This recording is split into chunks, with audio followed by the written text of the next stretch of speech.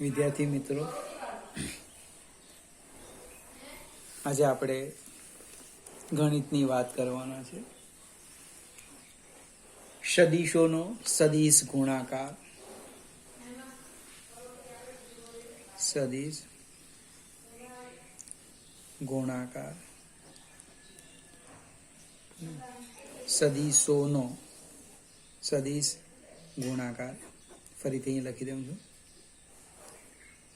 સદીશ ગુણાકાર. આપણે અધિશ ગુણાકારની વાત કરી હતી. બે સદીશ ભૌતિક રાશિનો બે સદીશ ભૌતિક રાશિનો ગુણાકાર કરવાથી મળતી નવી ભૌતિક રાશિ જો સદીશ હોય તો તે ગુણાકારને બે સદીશોનો સદીશ ગુણાકાર કહે છે. હવે આ વ્યાખ્યા શબ્દમાં થઈ, પણ એની કોઈ કિંમત નથી, તમારે એને ગણિતમાં આપવી પડે.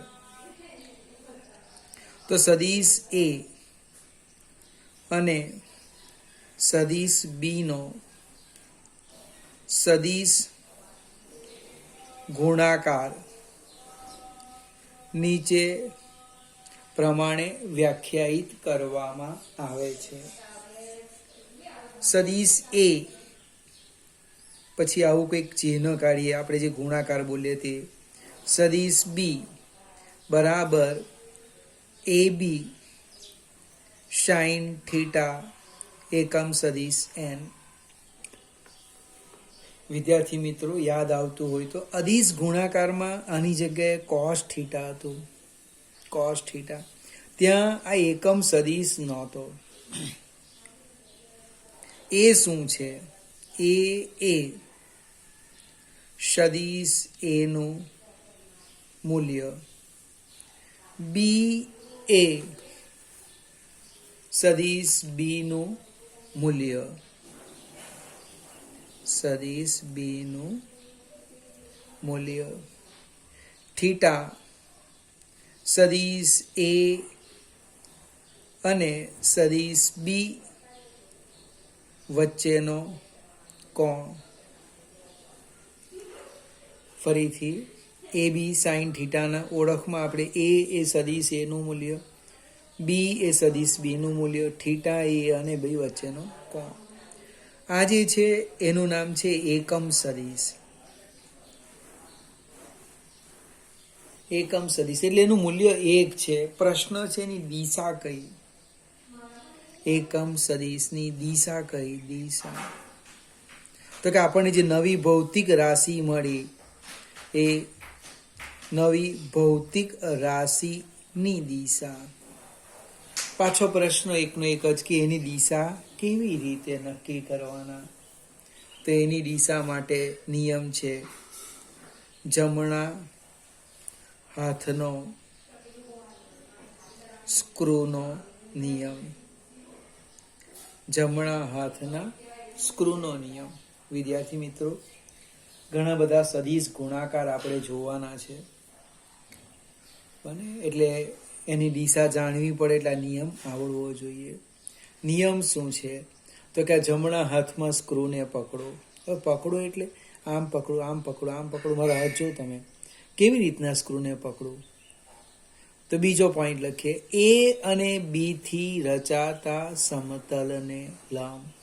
ધારો કે એ અને બી થી રચાતું સમતલ આ નોટનું પાનું હોય, તો જમણા હાથમાં સ્ક્રૂને આમ પકડવાનો, આમ. હવે એ ક્રોસ બી, તો એ કઈ દિશામાં છે? ધારો કે આ આંગળી જે છે મારી એની છે, આ હલાવું તે, અને આ બાજુની બી ની છે, તો સ્ક્રૂને એમ ફેરવો. જો આ ઈ હોય, આ હલાવું તે, અને આ બી હોય, તો સ્ક્રૂને એમ ફેરવવાનો. બને એ ક્રોસ બી માં એ થી બી ને સ્ક્રૂને ફેરવો. બને આ એ હોય, આ બી હોય, તો સ્ક્રૂને આપણે આમ ફેરવવાનો. આ એ અને આ બી હોય તો સ્ક્રૂને આમ. બને એ આ હોય તો સમઘડી, સોરી વિષમ ઘડી, અને એ અને એમ તો સમઘડી. એ સમઘડી વિષમઘડીમાં નહીં પડે. ટૂંકમાં એ થી બી ફેરવવાનો. સ્ક્રૂ જે દિશામાં આગળ વધે તે દિશા એકમ સદિશ એન, પરિણામી ભૌતિક રાશિની દિશા. ફરીથી સ્ટેપમાં આપણે પોઈન્ટ વાઇઝ લખીએ. બને જમણા હાથમાં સ્ક્રૂને સદિશ એ અને સદિશ બી થી રચાતા સમતલને લંબ પકડો. જમણા હાથમાં સ્ક્રૂને સદિશ એ અને સદિશ બી થી રચાતા સમતલને લંબ પકડો. સ્ક્રૂને એ થી બી તરફ ફેરવતા સ્ક્રૂ જે દિશામાં આગળ વધે તે પરિણામી ભૌતિક રાશિ એકમ સદિશ એનની દિશા. ફરીથી પ્રેક્ટિકલી આનો આપણે અનુભવ કરવો પડશે, કારણ કે દિશા સદિશમાં સૌથી અગત્યનું દિશા છે, કઈ દિશામાં હોય. એટલે એક વસ્તુ તો ફિક્સ થઈ ગઈ, એ અને બી થી રચાતા સમતલને લંબ. ધારો કે એ અને બી આ નોટનું પાનું હોય તો આ દિશા હશે કે એની વિરુદ્ધ દિશા હશે, જે હોય તે પણ એ સમતલને લંબ આવશે. ત્યાર પછી એક સંજ્ઞા હતી, આ ગુણાકાર આપણે બોલીએ એક્સ, તમે જે કહેતા હોય તે, એનું નામ છે ક્રોસ. એટલે વાંચવાના કેવી રીતના તે જો, સદિશ એ ક્રોસ સદિશ બી બરાબર એ બી સાઇન થીટા એકમ સદિશ એન. અદિશ ગુણાકારમાં શું હતું જો બાજુમાં લખું, સદિશ એ ડોટ સદિશ બી એ બી કોસ થીટા. અહીંયા કોઈ એકમ સદિશ હતો જ નહીં, અદિશ છે, અદિશ. અહીંયા ડોટ બોલતા હતા. ડોટનો અર્થ નવી ભૌતિક રાશિ અદિશ છે. ક્રોસનો અર્થ નવી ભૌતિક રાશિ સદિશ છે. ફરીથી સદિશ એ ક્રોસ સદિશ બી બરાબર એ બી સાઇન થીટા એકમ સદિશ એન. એ સદિશ એનું મૂલ્ય, બી એ સદિશ બેનું મૂલ્ય, થીટા સદિશ એ અને સદિશ બી વચ્ચેનો કોણ. આ એકમ સદિશ છે, એની દિશા કોની મદદથી નક્કી કરવાના? જમણા હાથનો સ્ક્રૂનો નિયમ. જમણા હાથમાં સ્ક્રૂને એ અને બી થી રચાતા સમતલને લંબ પકડો. એ થી બી ફેરવતા સ્ક્રૂ જે દિશામાં આગળ વધે તે દિશા એ એકમ સદિશ એન અથવા નવી ભૌતિક રાશિની દિશા. હવે એના ગુણધર્મ જોઈએ. સદિશ ગુણાકારના ગુણધર્મો પૂછી શકાય 2 માર્કમાં. 4 ગુણધર્મ લખો, 2 માર્ક્સ આવી જાય. પહેલો ગુણધર્મ છે ક્રમનો નિયમ. તમને કદાચ આશ્ચર્ય થશે કે સદિશ ગુણાકાર માટે ક્રમના નિયમનું પાલન થતું નથી. કોઈકને વિચાર આવે 4 ગુણ્યા 5 કરો તો 21 થાય, 5 ગુણ્યા 4 કરો તો પણ 21 થાય, તો ક્રમના નિયમનું પાલન થાય. પણ સદિશ ગુણાકારમાં ક્રમના નિયમનું પાલન થતું નથી. સદિશ એ ક્રોસ સદિશ બી બરાબર નથી સદિશ બી ક્રોસ સદિશ એ. કારણ શું છે એ સમજવા પ્રયત્ન કરીએ. સ્ક્રૂને એ થી બી ફેરવો, સ્ક્રૂને એ થી બી અને બી થી એ ફેરવો. બંનેમાં દિશા પરસ્પર વિરુદ્ધ આવે છે. ધારો કે એ થી બી સમતલને ઉપર તરફ જાય તો બી થી એ નીચે તરફ, બને હમણાં આજ આપણે જોઈ લેજો, હું આમથી આમ ફેરવું સ્ક્રીન ઉપર જવાનો તો આમ સમઘડી દિશામાં નીચે જાય. બને જો વિષમઘડી દિશામાં જઈશું તો સ્ક્રૂ ઉપર જશે, સમઘડી દિશામાં જઈશું તો સ્ક્રૂ નીચે જશે. એટલે કે દિશા પરસ્પર વિરુદ્ધ આવે. એનું મૂલ્ય જળવાય છે પણ દિશા વિરુદ્ધ થાય. એટલે કે ક્રમના નિયમનું પાલન થતું નથી. સદિશ એ ક્રોસ સદિશ બી બરાબર તામ લખાય માઇનસ સદિશ બી ક્રોસ સદિશ એ. આગળ જઈએ, બીજો નિયમ લઈએ. બીજો નિયમ છે એનો વિભાજનનો નિયમ.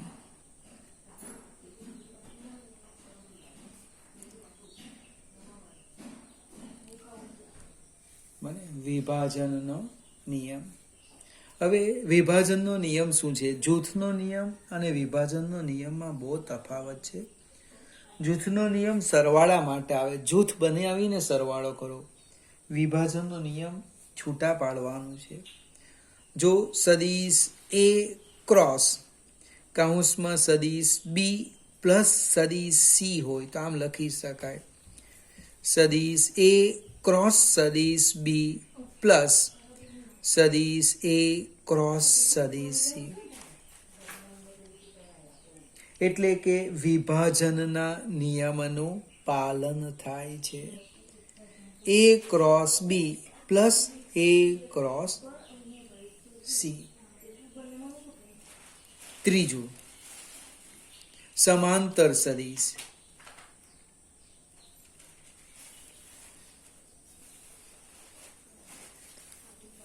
સમાંતર સદિશ. સદિશ એ સમાંતર સદિશ બી છે, બંને એક જ દિશામાં છે તો શું થાય? જો સદિશ એ ક્રોસ સદિશ બી બરાબર એ બી સાઇન થીટા એકમ સદિશ એન. અહીંયા થીટા ઇક્વલ ટુ 0 થાય. સાઇન 0 આપણને ખબર છે શૂન્ય થાય. એનો અર્થ એ ક્રોસ બી બરાબર એ બી ગુણ્યા 0 બરાબર 0. એ અદિશ ગુણાકારની વાત કરીએ ત્યાં મિત્રો શું થતું હતું? કોસ હતું, કોસ 0 1 થાય એટલે એ ડોટ બી બરાબર એ બી લખાતું હતું. બન્યા સદિશ એ ડોટ સદિશ બી બરાબર એ બી. બંનેને હવે તમારે કમ્પેરિઝન કરવાનું. બને પેલામાં ક્રમના નિયમનું પાલન થતું હતું, અહીંયા નથી થતું. જૂથ અને વિભાજનના નિયમનું પાલન થાય. ત્યાર પછી સમાંતર આવ્યા. હવે લંબ લઈએ. લંબમાં શું થાય?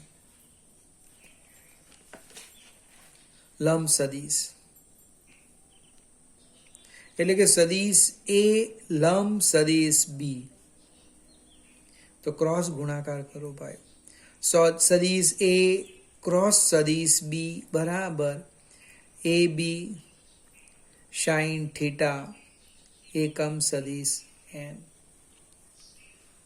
થીટા લંબમાં કેટલા થાય? π/2 રેડિયન.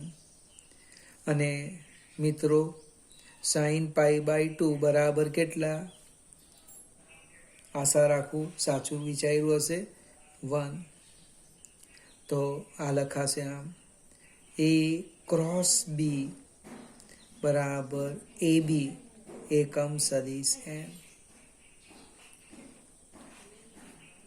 તમે અદિશ ગુણાકાર યાદ કરો.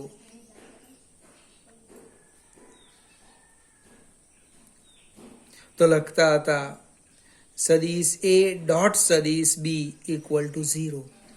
કેમ ભાઈ? તો કે cos π/2 થીટા π/2 છે ને, cos π/2 0 એટલે આ 0 થતો હતો. જ્યાં સદિશ ગુણાકાર 1 થાય ત્યાં અદિશ ગુણાકાર 0 થાય. જ્યાં સદિશ ગુણાકાર 0 થાય ત્યાં અદિશ ગુણાકાર cos થીટા 1 થઈ જાય. એ બેની કમ્પેરિઝન બરાબર યાદ રાખવાનું. આપણે યામ પદ્ધતિ પર જઈએ. યામ પદ્ધતિ.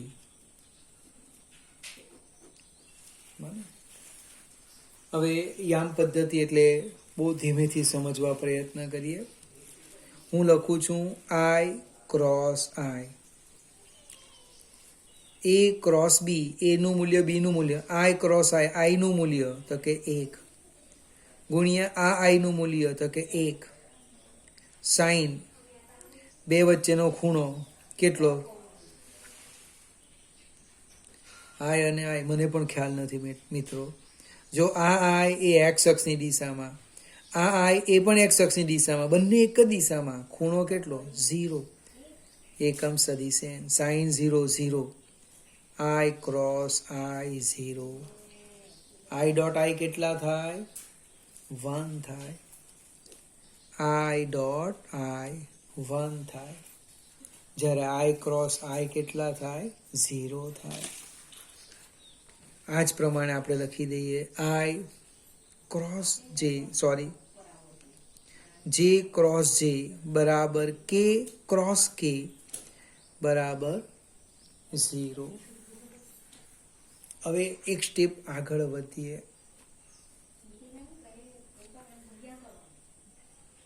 આઈ ક્રોસ જે, આઈ ક્રોસ જે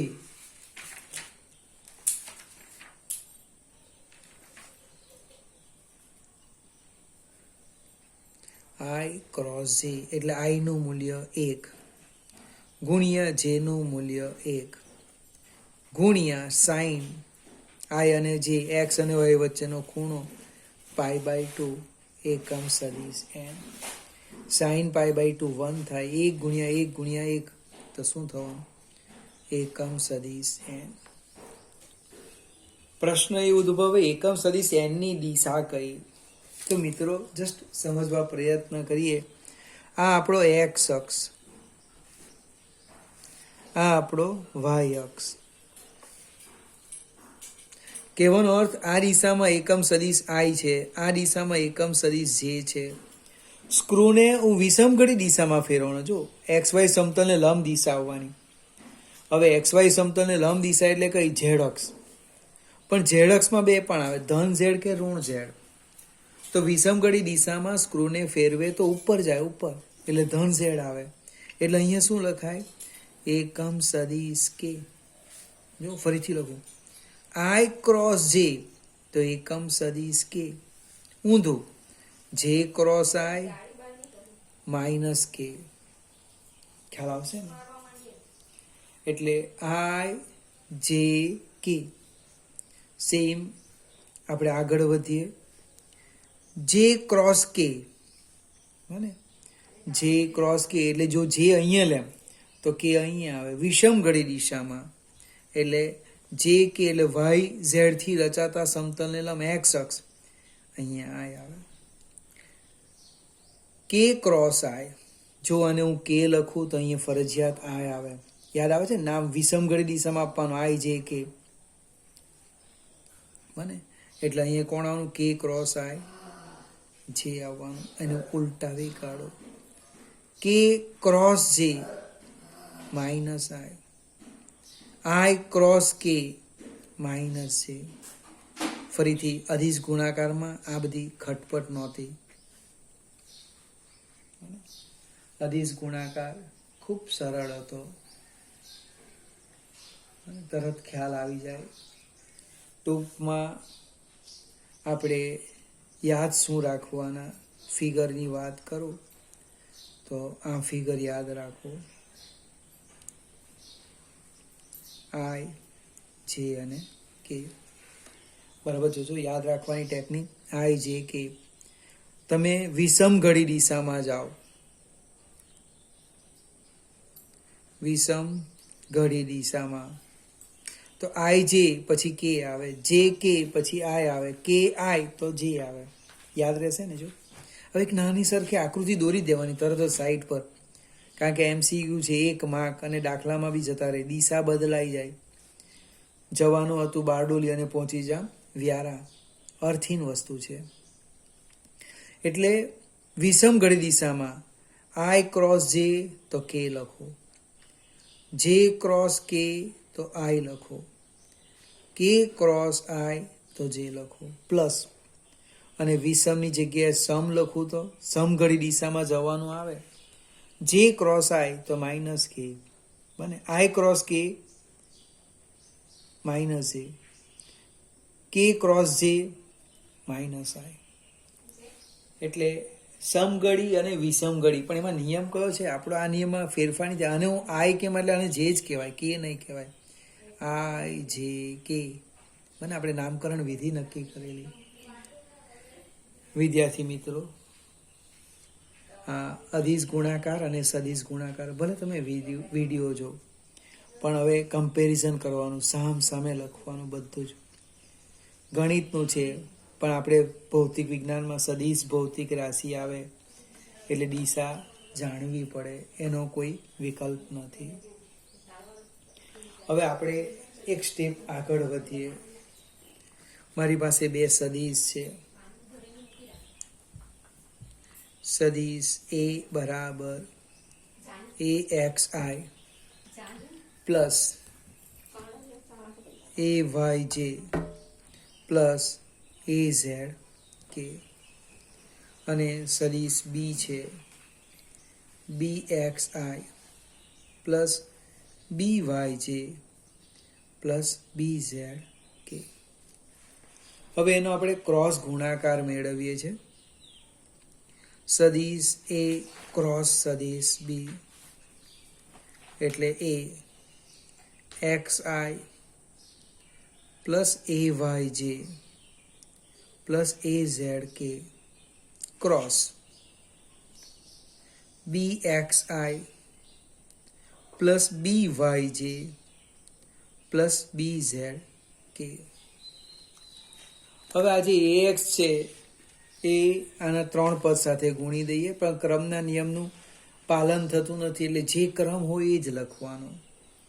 તો પહેલા 3 સ્ટેપ લખું છું. A X B X, A X પહેલા આવે છે I cross I plus A X B Y, A X પહેલા છે I cross J plus A X B Z I cross K. ચલો આ જ પ્રમાણે બી એક્સને ગુણીએ. B X A Y B X, A Y પહેલા છે J cross I, A Y B Y J cross J plus A Y B Z J cross કે plus હવે એ Z B x Z K cross I plus A Z B Y કે cross J plus A Z B Z K cross કે. 9 પદ થયા 9. એમાં જો આ પદ નીકળી જાય, આઈ ક્રોસ આઈ 0, જે ક્રોસ જે 0, કે ક્રોસ કે 0. આઈ ક્રોસ જે એટલે શું આવશે? કે આવશે. આઈ ક્રોસ કે, મારી પાસે આકૃતિ છે જો, આઈ ક્રોસ કે સમઘડી માઇનસ જે. સ્ટેપ આગળ જે ક્રોસ આઈ સમઘડી, જો સમઘડી માઇનસ કે, જે ક્રોસ જે તો 0 લખ્યું, જે ક્રોસ કે અને વિષમ ઘડી, જો વિષમ ઘડી આમ ઘડિયાળના કાંટાની વિરુદ્ધ દિશામાં આઈ, કે ક્રોસ આઈ વિષમ ઘડી જે, કે ક્રોસ જે સમઘડી માઇનસ આઈ અને 0. 9 માંથી 3 પદ શૂન્ય થયા અને 3 પદ જે 6 બાકી રહી ગયા એ આપણે લખીએ. પહેલું ax by k, કોઈ ભૂલ નહીં થાય ધીમેથી. ax by એકમ સદિશ કે. બીજું પદ minus ax bz j minus ax bz j. આગળ જઈએ. ત્રીજું પદ માઇનસ કે ay bx minus ay bx કે. આગળ જઈએ. આ પદ તો શૂન્ય થઈ ગયું. અહીંયા જે ક્રોસ કે એટલે plus i ay bz ay bz I.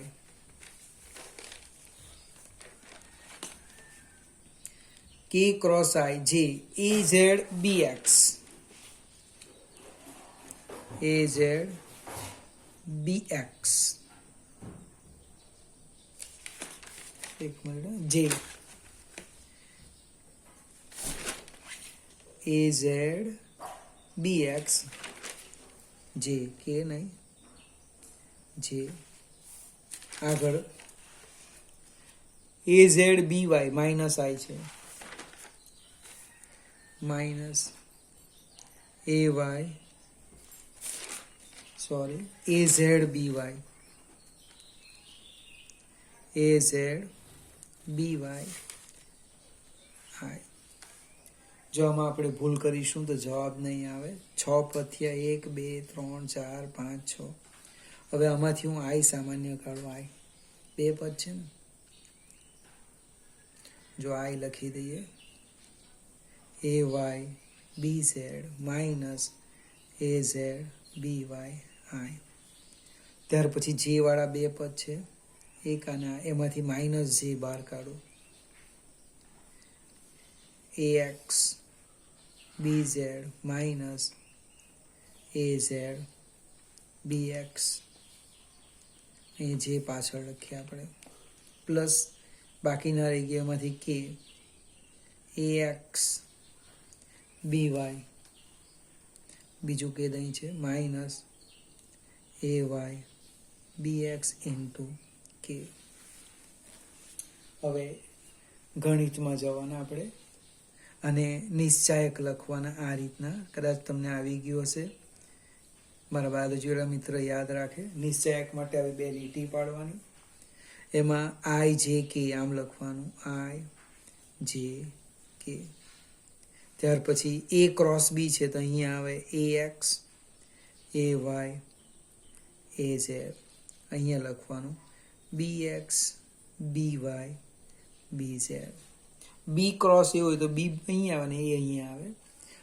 વિદ્યાર્થી મિત્રો આને હાર કહેવાય, હાર, અને સ્તંભ કહેવાય.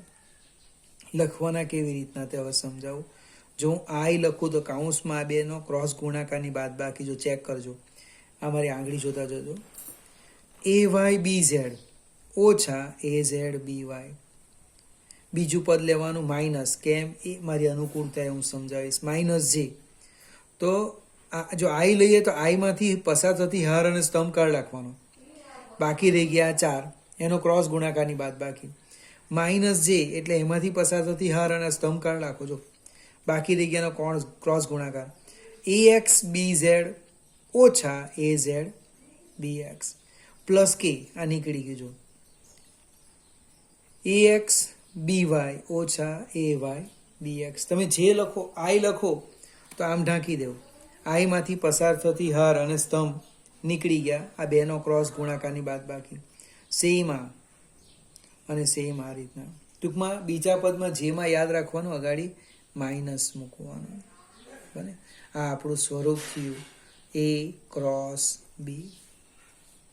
વિદ્યાર્થી યાદ આવતું હોય તો એ ડોટ બી લખેલું ax bx plus ay by plus az bz. ફરીથી થોડી પ્રેક્ટિસ કરજો આજે. આમાં જે કંઈક થોડું ઘણું બાકી હોય હું આવતીકાલે સમજાવીશ.